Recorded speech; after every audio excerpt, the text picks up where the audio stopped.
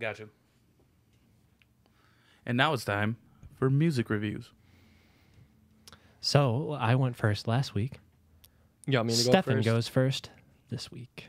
So we were true to our promise with pretty true. There was some metal inspiration in what you picked, but Very little, it was and very I thought subtle. I thought it was like funny because I actually petitioned the internet to give me some picks, and I was like, "Give me your non-metal prog picks," and then I was listening to it, and then all of a sudden, fucking metal. And I was like, "Except when this rolls around." yeah, they definitely have some metal musicians in yours, but we'll get to that. My pick was Sergei Prokofiev Alexander Nevsky soundtrack. So the movie was Alexander Nevsky, and Sergei Prokofiev was a famous Russian Soviet composer who's known for his works with Romeo and Juliet, which is the one I'm most familiar with. That's where Dance of the Nights comes from. The Love of Three Oranges, Peter and the Wolf. But he made this composition for the film Alexander Nevsky, which When did this film come out? By the way, I didn't dig into it. I think it was 1938. But it's seen as a propaganda right film. before World War II, huh? But it's seen as a propaganda film against see that. Nazi Germany because Alexander- the Teutonic Knights in that film were given Stahlhelms and stuff like that. And Well, to explain a little bit about Alexander, the subject matter, he was, I think it was 1240. He was given sainthood, basically. by But the Orthodox Russian Church. yeah, he was known as repelling the Swedish and German invaders. Teutonic invasions. And the But battle it was what is modern day Sweden and Germany. Yeah, a little northern of that, but Right. there was a group of Teutonic Knights. I forgot the exact name of the order, but they were a little bit north in northern Europe.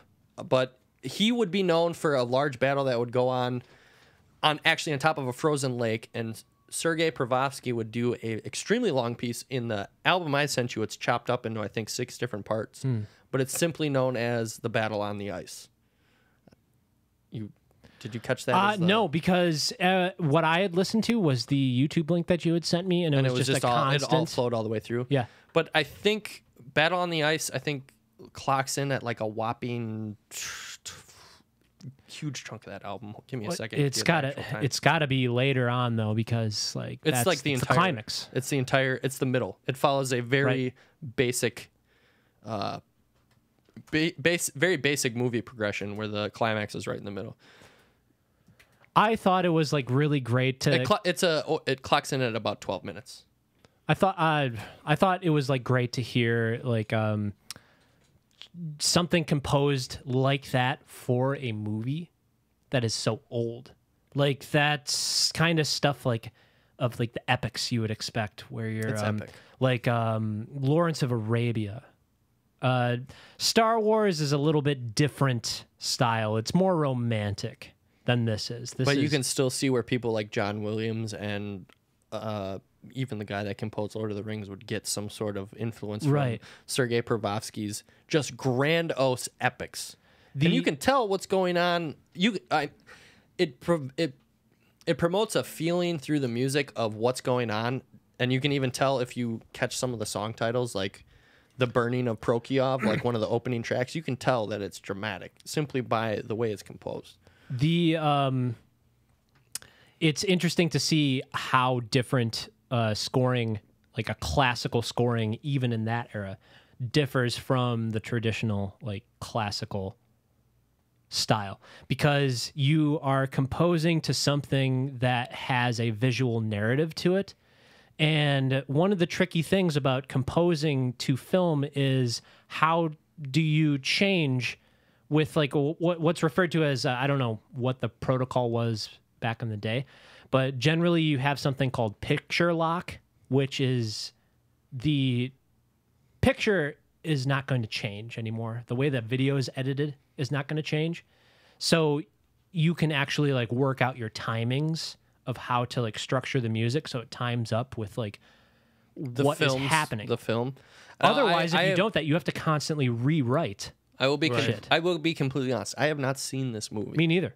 I only put it in my queue because I had heard the songs "The Burning of Prokofiev" and I had heard of the Battle of the Ice. I hadn't actually listened to it until this week because I had heard of Sergei Prokofiev's music from Romeo and Juliet, because there was a time where I was listening to compositions and his compositions for songs like The Death of Mercutio and a couple of other pieces slipped in there, and I was like, I should check this guy out some more. He has very grand swells, for lack of actual music term. He has like these big swells, and then it one of the things that clashes out. I kind of picked up on was the use of the more traditional style that is like, I actually have a Soviet Army choir record. We sampled some of that shit. Yeah, we did.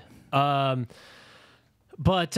you can tell, like, the kind of Red Army vocal choir style is very definitely much so in the beginning. this. Definitely in the beginning. They rely very heavily on that in the beginning. Love that shit. I've always thought, even though the Reds were our enemies at the time, that, man, they got fucking great choir singers. They got some good music. You want to get some motherfuckers marching? Outside of the Red Army tongue choir, I don't know if I've ever shared that with you guys. Yeah, they just Yeah, just a bunch of guys going. Back to the Red Army fucking marching shit. You want to see me doing squats? I'll yeah, rip get a some little pants, Slav dude. in here. Well, are you talking Red Army, like the strain that'll be put on your face? You're going from purple to red. You're fucking dickhead.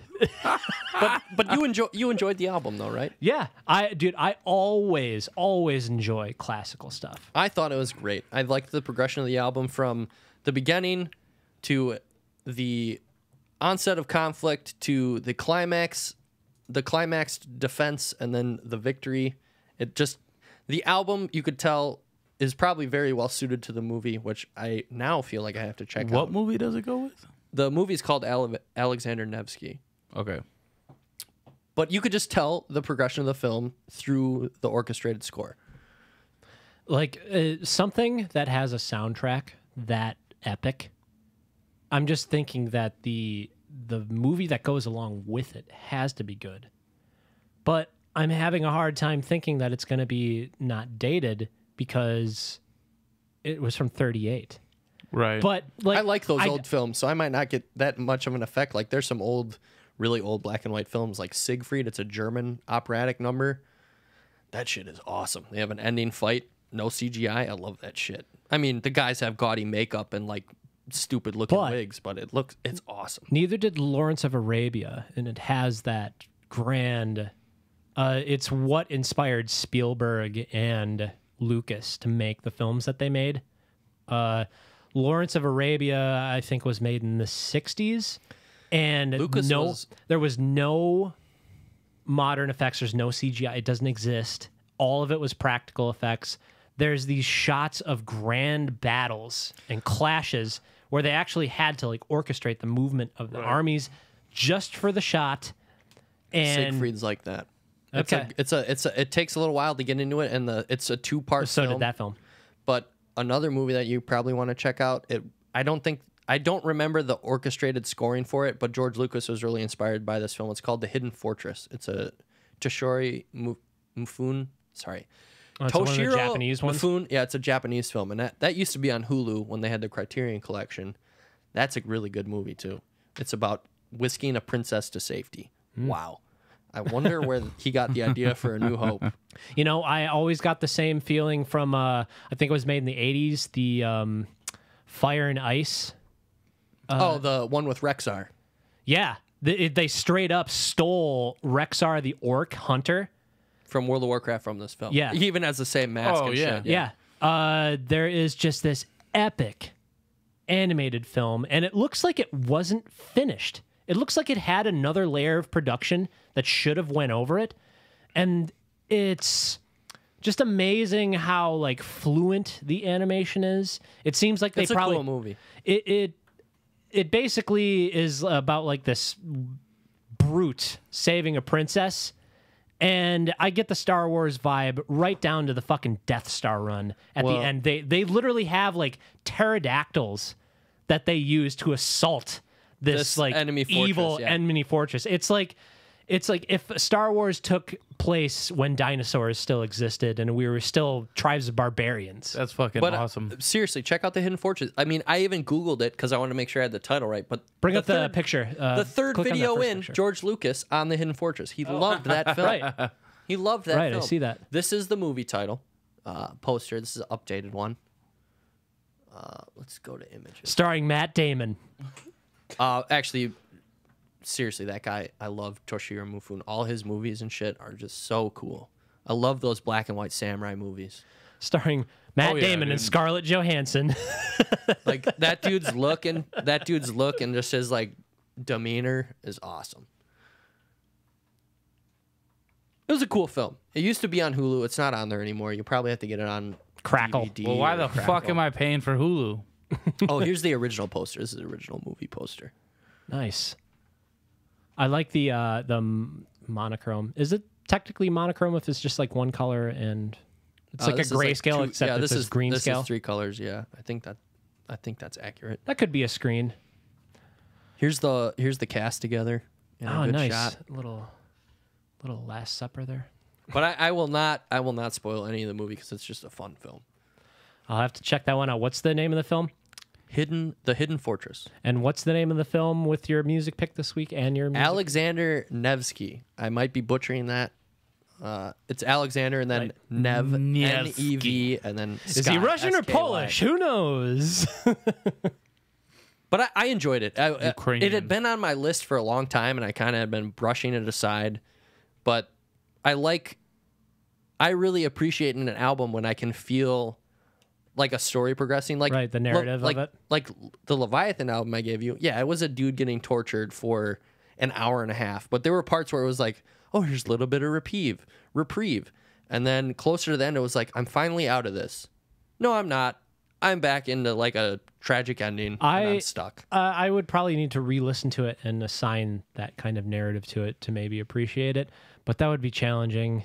Just because you don't need to hear the tortured screams of a man for an hour and a half. My dad actually, he chucked watched it out? He watched the entire episode last night, Did you check it out? and what he told me, he was like, one of my favorite things that you had said is one man's torture is another man's boner.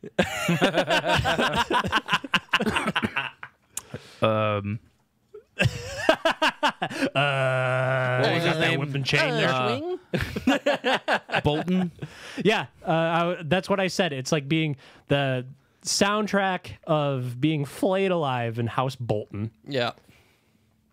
You did say that. So the Estradasphere, you want to jump in on this? Okay, my pick for this week was brought to me through a Facebook music thread, and I just kind of solicited for progressive, You get lucky but with those. non-metal. I post those on Instagram. Doug is know how many very responses I fucking got? connected. You know how many responses I got? None. That's because that have anything. network is fresh to you. I've had this I literally have a bunch of weirdos that I spammed advertising my own band. Bam. Spammed my own bam. Back in 2009 when the iPhone came out, what I would do is I would have like a copy paste link, Yeah. you and just then throw I'd it go out to a there. band that had a thread that was like very populated, that was kind of like the material I was going, and I'd just go through each person, I'd add them, and then when they'd add me, I'd send them a message. And Yeah. I would just do this while I worked. Which is now in frown and etiquette. yeah, it is very frowned upon, and Still happens we on, do not on the yeah, but Instagram format. I'm Most at. people don't even click this shit Right. when you send it to them. I had a good success rate with it, and I made You were a at the lot right of time. like cool. Yeah, it wasn't necessarily. It was. But that was the other thing it was too. still Is you emergent. didn't just flat them. A lot of people that did that flatted them. You continued to converse and Right, carry on. there some was, like, sort of several- frame of But conversation. honestly, to be completely honest, it was just a complete flat, canned response at the beginning. But that ended up still like grows into something. Yeah, it grew into like the people who get offended by it, they will just drop off. They won't talk to you anymore. But Right. I ended up like amassing maybe like a couple hundred people that like over the years I've actually developed new relationships with. So I find it very useful to use these people for music suggestions. And this is not the first time You he's know? talked about it. Yeah. He just goes, give me your weird Yeah. shit. And that's where I you see got it's supposed- Estradasphere. Well, Stefan, see, you're not big on Facebook. I am directly connected with Doug on Facebook, so I Yeah, see you guys his are getting posts. zucked off. Like, all I did was like just give me your picks, post your links below, fucking 50 comment thread, just fresh shit.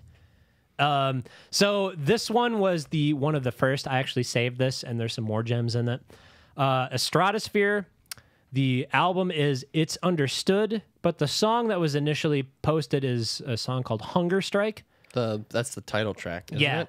It is 20 minutes long. Jesus Christ, I thought Rhyme of the Yankee And I just Mariner wanna was a say- long fucking song. How bohemian can you get? Right. This starting off, Estradasphere is a band that formed in the late 90s.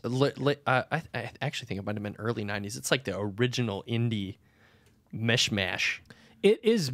I wouldn't associate it with indie because when you say indie, you start to like associate like. Okay, late 1990s. So that's early 90s. Late 1990s. Late 1990s is late, 90s. Okay, sorry. So I'm sorry. they didn't publish their first album until the year 2000, but this is an ensemble of 5 individuals, and I think all It's of them. more than that. Uh, They're 6 deep.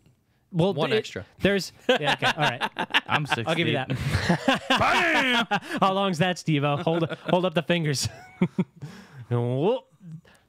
6? So, Estradasphere has their roots in jazz, but one of the predominant styles that goes with their mishmash of styles, because there's many, Especially many in this styles. album. Yeah, and it's like honestly, I didn't listen across to the, I listened to like But on this one, I'd for go sure. beyond their album and just like YouTube Music would play the next batch of albums. To be honest, I kind of like that stuff, the later stuff, a little bit better. I didn't get that deep. Okay, I basically it's a jazz at its foundation, loose format, but I never have the impression where it's like, oh, I'm listening to jazz. That No, doesn't happen. to This me, was definitely more solidly grounded in a bohemian feel to me. right? There's no jam sessions that happen in this, you know. No, No, like it has a thought out flow and progression, although in my opinion, in some points it did not work well. well, that's kind of what I like about it because they are throwing out these different styles to do like transitional material, and it's just all over the place. I mean, I think the third track in it goes straight up fucking Mario. And then That's the second track. I think I think that's straight up a rip of they're covering a song But then from a Mario. I think the third track out they do it too, or the second to last track they do the same thing too. yeah, that's like 2 of them. That's like a kind of like a lesser style that I got from the album. It just was like thrown. in. I mean, there's a lot of just shit thrown in there. So, what I was trying to get out for like the last 3 minutes is it's primarily jazz, but the other predominant style I feel is gypsy kind of music. Oh, that's offensive. That's the bohemian style. When I think bohemian, I kind of think like a alternate. Well, yeah, I guess that would be gypsies would be a little bohemian because they bohemian. don't have like 9 to 5s. They kind of just like do what they need to do to get the money. The bohemian is the gypsy style. Shower Dodger. That's hippies, man. Taking our baths all day. So what I liked about this music was its fusion of a bunch of styles rapidly. They kind of just like created this interesting, both like in rhythmic principles, they had these like very like kind of like mathy parts, not particularly complex, but it was more math than music and like rhythmic driven. And then they had, some nice parts where like the bass takes over, like actually doing the melodic progression underneath. That's actually what's doing the melody. And then you have everything else like being a percussive instrument together. I thought the orchestration of several individuals being one percussive element happens a lot in this. And I really love that shit. Like in metal, that's what where basically my whole network of like people I don't know in real life that I'm drawing music from. That's like the one thing a lot of those people have in common was just this percussive metal, this rhythmic metal that we're driving it from. So it doesn't surprise me that somebody would suggest me something that is progressive but not metal. But I specifically stated no metal. And 12 you still minutes. got this, and this was very much metal. Still metal. Yeah. Like they still have segments of the stuff where they just change the style up. I am going to say just though, straight up metal. Yeah, and I am going to say though that was when that happened in the album was my biggest turnoff. Not maybe part of it had to do with you saying there's going to be no metal this weekend, but the way it was done for me was a big boner killer. I liked it. I really did like it because it had like elements of like black metal in it. Like, did you feel that way? Yeah, I really did. So basically, the first track is this very long piece. And then you're dancing at the fire with the wagons wheeled around. Immediately with your gypsy afterwards, friends. they switch over to like a chiptune style, and it's completely like programmed with like MIDI. Yeah, it's we like go to a World Mario 3 level. of Mario. And then the third song is, I think it's called The Transformation. It's very cool because they go through like a couple different like styles that they stick to, and they have like a motif. I will say I felt like that was the one where everyone gets their little piece because this band is a culmination of different kinds of instrumentalists. From what I was doing my research on, there's jazz guys, metal guys, XYZ. I feel like that was the one where everyone got to do their little piece, and then the album progressed into what it was going to be. It was like 2 songs intro, introductions, like fucking, I don't even know how to describe exactly as I described it. Everyone had a little introduction, and they went into the rest of the album. What I mainly derived from this album is that it is very self-aware. Like it's musicians, but they are very self-aware of how absurd their material is. I will not deny that in any way. They definitely are self-aware. And they do not even, there's very little lyrics to it. But the like, lyrics that are in there are fucking ribbing themselves. Yes. One of the lines I'm pretty sure is like, that's shit. there is a track, being it was at the turn of the new millennium, the new age, like hippie mantra om kind of religious stuff was like very popular. And they have a track called Spreading the Disease that is straight up dedicated to making fun of these people. And this was something that, I like it. Just as a troll, I thought was fucking excellent. It starts out as a metal, just dun, dun, dun, dun, and then all of a sudden this warm blanket of pads and ambience wraps around you, and this guy, this guy comes across. He's like, "Hello, and welcome to the new age." And he keeps on going on like golden for a real long time. And he straight up entices the users. If you're into the new age, I want you to get up and come to the speaker and put your body against it. And then dun, dun, dun, just switches back to metal. And I was like, yes, this is fucking great. Not as like a piece of music, but as something that is making fun of something. Oh, yeah, for sure.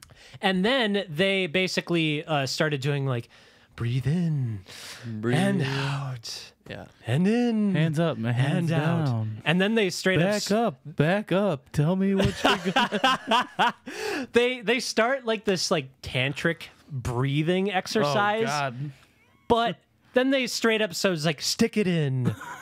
Stick it in, feel it growing. It turns into this metaphor for tantric sex, and I kind of feel like he was making fun of dudes who kind of subscribe to that new age thing because fuck all that. It was more of like a female driven. It was like your moon cycle and where Mercury is in retrograde. You tend to hear that more from ladies. I met one of those new age guys when I was in Appleton. Did you We got a get slice the of feeling? pizza. We got a slice of pizza. Did you get Me the and the guy I went out there to go paint with, Sam Lenz, went to go get a slice of pizza, and this guy comes up. He's kind of like hovering behind us. Was he selling flowers in the bar? No, he was just kind of hovering behind us. This dude had like, you know, the loose hemp made shirt with like the like couple strands up at the collar, and like a slick back hair and like Not hemp, tweed. Yeah, tweed. Flax. Flax. My bad. Thanks, Flax. thanks. And then you know Flax. he had the sandals and like the green olive shorts, and he's just like standing behind us while we're ordering pizza, and we grab a slice and we go sit down, and this guy kind of like shuffles behind us because there's no one else in this pizza place. It's just the three of us. We're watching that 70s show on the projector because they have a projector in this pizza place, and we're talking, and this guy's like, "Hey, what's up, guys?" Nothing. What are you guys doing tonight? I just responded, "We're painting." And then, Oh, what are God. you painting? We elaborate on that. We're painting miniatures, blah blah blah blah blah. Nerdy shit. Like Sam went way more into it. I was just like, we should just left it. We were painting a picture together, nude, with our fingers Holding each other. dipping my then tits this in guy's just finger like, paints. "Oh, that's cool. Like, I just moved out here, and you know, I'm just trying to spread like the healthy word. You know, just like, you know, a lot of people, there's like a really strong placebo effect. Your mind can heal all wounds." And I mean, to some level, I agree with him. Like, your mind is a the powerful placebo tool. effect, you know. But if you have an abscess the size of your hand on your thigh, you might want to go see a doctor. And this guy was just, you know, he just launched off into his tangent about New Age medicine and how you can just rub each other's backs in oil and you'll be all right. Take this eucalyptus oil and rub it on your partner's back for a week, and that tumor will now just be a cyst. I have no doubt that a lot of like that stuff has some grounds in preventative stuff, but I don't like spreading that around because for the meek-minded, the fickle-minded, people tend to just buy into subscribe it. to that mantra. and do it in the sense where there's something actually serious. That mantra still plays Easily into curable. that mantra still plays in you being incredibly physically active. Mm-hmm. It plays Absolutely. into you being healthy, eating well, taking care of your body already outside of the fact Right. of what an average person would do. You can't just say, "I'll just think happy thoughts." That's it. You have to do the entire other half of that. You have to live a positive lifestyle Yeah. as well. What I was gonna bring up, like as far as all that shit goes, was And still, I was even when you're actually- living that lifestyle, you got an abscess on your leg. You need to go to the fucking doctor. I was actually just Sorry. having a discussion. Anti-vaxxers, whatever, blah blah blah. But where I wanted to go with it was my cousin is a fucking registered nurse, and she's constantly posting like anti-vax shit on Facebook. You're a fucking nurse. You can't be You're doing a that. fucking nurse. Like, isn't there like You got, HIPAA laws and you shit? got Like, fucking measles out there in Seattle dude. and shit, Portland. and it's like she's like totally like anti-vax. It's like you can't be a fucking nurse and like spread this kind of shit. Like, even if you That's are, dangerous. don't put that shit out into the world because people are gonna buy it more off of you Because because they But think she you know doesn't- what the fuck but you're she's talking not gonna about. think there's anything wrong with that. Right. But it's like, okay, well, like I've brought up before, come and fucking talk to me when you're upset when your kid has fucking polio when that shit hasn't showed up in how many years. Like, Yeah. but That's it's the like whole as, measles thing now. as a fucking nurse, like you should not be able to spread that. kind of stuff. a bad mess. Get here from Estradasphere. Oh, right. Oh, the new age, the new age, the new age thing. shit. Yeah, my bad. But My bad. Estradasphere Hey, man, this ahead is of the great. curb, you know, fucking 20 years earlier, fucking pooping all over it. Now, I wanted to do two more comments on specific things that I liked about them. The end track. When it ends, it's called D flat hell. Yep. And then at the end of the track, there's like one of those, 90s, after the song is over, you've listened this far, there's like a little commentary thing where the guy literally starts like, "Oh, wow. You made Great job. Do, do, do. He literally Yeah, he's starts humming the- he's miming the song and making fun of it. Yeah, And that's then he's like literally like, "Oh, you fucking white people listen." He is a white dude. He's like, "You white people out there, I wouldn't fucking even look at you. It's like, I'll fucking kill you. I will infect your brains and give you a disease." It's just this guy going off for like a good couple minutes.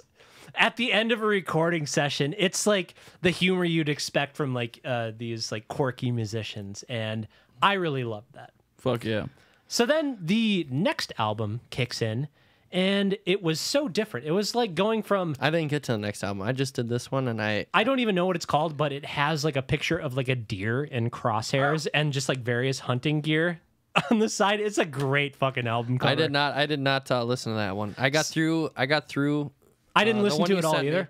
I got through the one you sent me, and I liked parts of it. I thought the transitions at certain points were really rough. That happens with prog. I mean, though. I get where they were coming from, but at some point I was like, did Doug do this to me because he thought I tortured him so much with Leviathan the week before? Because I feel like they had all these. I feel like all the ideas were there. I just felt like it wasn't necessarily stitched really well together. But I did enjoy a good chunk of it. That's good. Well, I thought you might like the sax because you have a soft spot for the sax. I like. There is some romantic, sexy saxophone in there. I liked the vast expanse of music they tried to cover. I thought some of the metal stuff. It was just in there. It was just in there. That exactly. It wasn't a metal album though. Yeah, some of the stuff in there, it was just like this is just in there because one of the guys enjoys this, and at the same time, maybe I just was looking at it with the wrong perspective. But now the next album that just had a song randomly play off of it, like the rest of the content off that album is also drastically different, but it had this almost like 60s Star Trek. Ooh. It had the like a theremin and like a I want to play the Kirk fights lead. the I didn't even mention any of the fucking banjo. This is how all over the place. I'm done talking about this shit. I could go on for fucking It's everywhere. Yeah, Every goddamn everywhere. instrument. Steve-O, you got anything you want to talk about? I mean, I guess I didn't send any of it to you guys because, you know, That's it's all fine. Kind of fucking That's fine. short notice. But the shirt I'm wearing, another fucking punk band from Milwaukee, Lawless. Nice. She made the shirt herself, the lead singer, Bonnie. She does like fucking punk clothing and stuff. But That's tight. Lawless, she's a fucking badass. Yeah, for what you can't see, one is a nuclear disarmament symbol and one is a nuclear waste symbol. Yeah. And a skull. Radioactive. So they derive a lot off of UK 82 punk, which is considered like the second wave of punk to come out of the UK. So more like street punk. Is 82 referring to like the year? Yeah, because like at first it was 77. Yeah, late 70s. And then it was 82. So they like break off a lot from 82. And so what does it have more in common? Just like rough guitar riffs that's just like straight up that and like or is it more theme. of the surf rock? No, it's That's not surf rock. They didn't do that in the UK. Street punk, like super fucking just heavy, like in your face fucking Lyrical themes. Not nothing off the top of my head because like I've only seen them live. They don't have anything out yet. But like seeing them live, fucking Sabbatic and shit. They play their shows, Frank's Power Plant, stuff like that. Dude, she fucking kills it.